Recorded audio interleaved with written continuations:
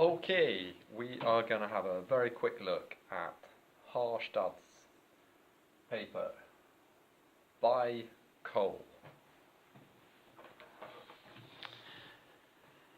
So what's this paper about? It's actually super simple fundamentally. So we've got, in first best, if we think about what we talked about in the course, in first best we want to leave an awful lot of coal in the ground. And which coal is that going to be out of all the coal out there? It's going to be the coal that's most expensive to extract, right? Well, still, the coal we burn should be the cheapest stuff.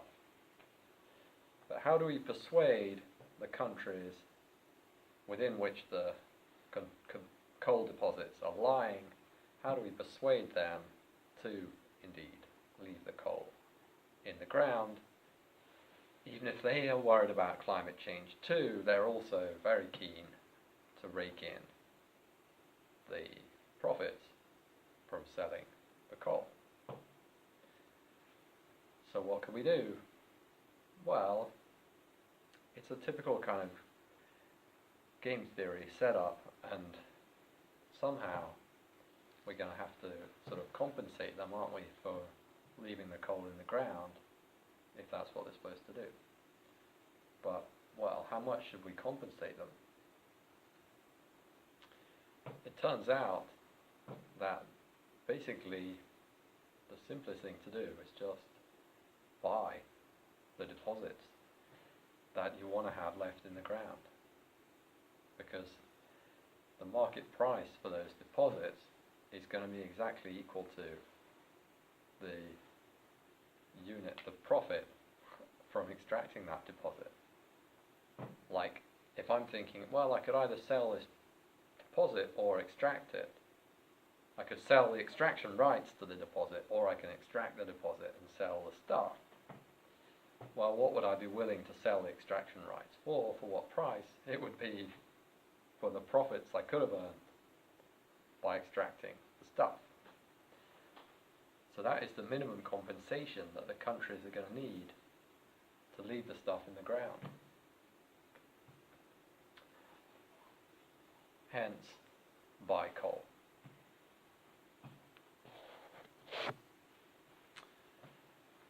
And of course, we can contrast this with what the countries sort of could do otherwise if they have a sort of domestic first best. That would just be to stop using the coal themselves, like we do in Sweden. We've stopped buying in coal. We don't have our own deposits, but we've stopped buying in coal from other countries and burning it to make electricity and so on, because we put a high value on carbon emissions. So therefore, in first best, we think, no, we don't want this. But because of the other market failures, in other words, the other countries around, this is not guaranteed to be the second best optimal solution, right? Because there's other things going wrong in the global market could take away some of the effect of our action. That's very general, that's the theory of the second best. Specifically in this case, we talk about leakage, right? Which is that, look, we stop buying that coal, so then it's basically available for someone else to buy. It's going to tend to reduce the global market price of coal, which is going to raise other countries' incentives to buy and use coal. Probably the coal that we didn't buy will end up being bought and burned by someone else, and in the end our policy may be futile. So how do we get around that? We buy coal. And now, once I've had a quick think, I'm just going to give you the super simple analysis from the early on in this paper, and we'll leave it at that. Okay, so what is the super simple version of Harstad's analysis? It's basically this.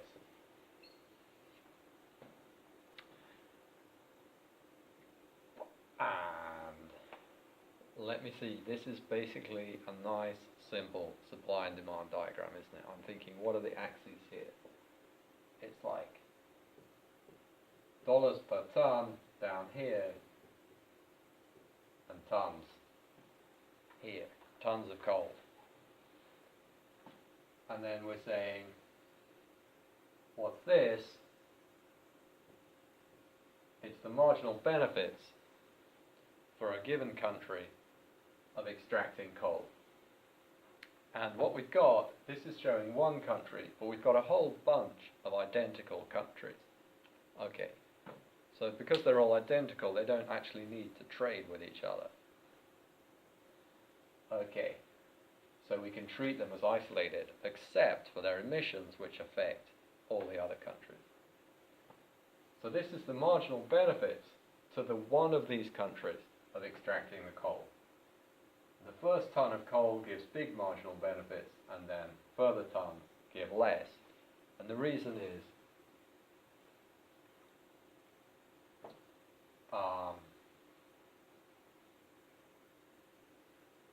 well, what is the reason for that? Kind of depends how we set up the model. Let me think about that. Okay, it's not totally clear from the paper how to interpret this, but I guess we could think of it as a single period model. Okay, so we've got coal extraction in a single period, and total deposits are this. But you don't want to extract. The more you extract, you're going to be flooding your market. You don't need an unlimited amount of electricity, whatever. So the benefits of digging up the coal are going down the more coal you dig up in this single period. And then you've got a marginal cost curve, which is the cost of digging up the coal. This is sloping up, which is showing you that the deposits are varying in quality. Okay. So some of the deposits have extraction costs higher than marginal benefits. So they're going to be left in the ground. Whatever, how much coal is going to be extracted, it's going to be this much, isn't it? But then, let's assume that there's negative external effects from extracting and burning up the coal. But there's a lot of small countries. So for any given one country, these negative effects are very small. But when everybody extracts, the effects are large.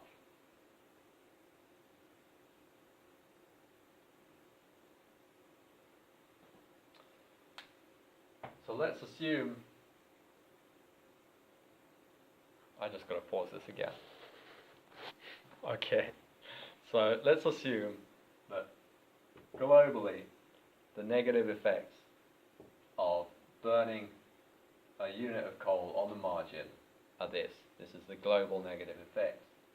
And in the global first best, you're going to take that global negative effect into account, and therefore you need to add that to the private or local cost of extraction to determine optimal extraction. And therefore you should extract this much coal instead of this much, which means that this lot has to stay in the ground, as well as this lot, which would have stayed in the ground anyway. Okay, change my mind. I'm not totally happy with Harstad's simple model, so I'm going to depart from his basic model and set up a slightly different model. So what have we got? This is a demand and supply model. We've got dollars per ton and tons of coal. And this is the cost of of extracting coal. And this is up to the limit, so we've got a range of different types of deposit which we can extract, some very cheap, other coal much more expensive, within any given country. Okay, so this is within a country. And then we've got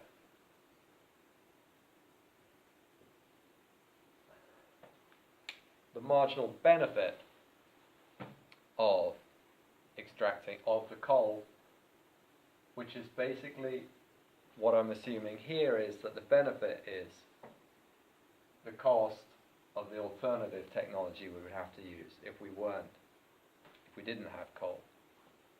Okay, so that's why I've drawn this as a straight line, because that cost I'm assuming is constant. Okay, so if this is a single country, that country is going to extract this much of its coal and burn it and cause damages. Now imagine, and those damages are going to affect the rest of the world. Now imagine that a coalition of countries gets together, instead of a lot of very small countries, a coalition of countries gets together. And then what are the damages caused to the coalition by a small single country's emissions? Those damages will be significant. Okay, damages of one country's emissions on itself are small, because we've got a lot of small countries in the world. But if we have a big coalition, that will be significantly damaged by one country's emissions. So let's assume that those damages are like that. Okay. So this is a country outside the coalition. So the coalition would kind of like to pay this country kind of this much, in a way, not to emit. But how is that going to actually work? Because this is an amount per ton. So how much are they going to have to pay kind of altogether? How is to stop this particular country emitting? Well, the simplest thing to do would be to buy up the relevant deposits. So what deposits do they need to buy, and how much is it going to cost? They need to buy this lot, don't they? And it's going to cost them that. Because that is the profit that the country could have made, the non-coalition country could have made by extracting up to this point instead of this point. So to sell the extraction rights to these deposits, it's going to cost that much. And if these deposits have been taken out of the equation, then the new marginal cost curve for extraction is this, isn't it?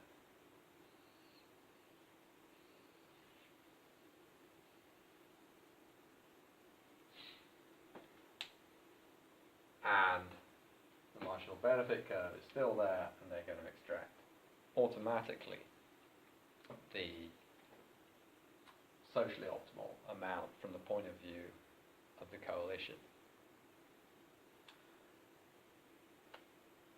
So the coalition, by buying up the deposits that it wants left in the ground, basically achieves first best allocation. And how much does the coalition benefit? Well, we saw what it costs to buy those deposits. What are the benefits? They are this square, aren't they? The marginal damages times the quantity saved. So the net benefits are the green area.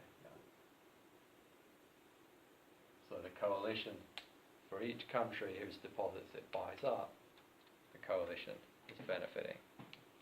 Okay, that's my take on Hallstatt's model, slightly changed from actually the presentation in the own paper, which I couldn't quite get my head around, to be honest.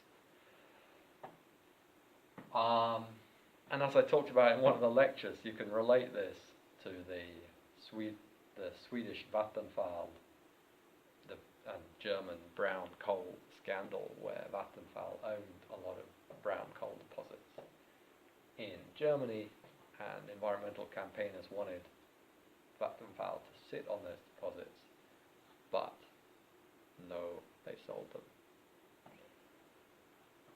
them. Okay, that's enough on Hallstatt.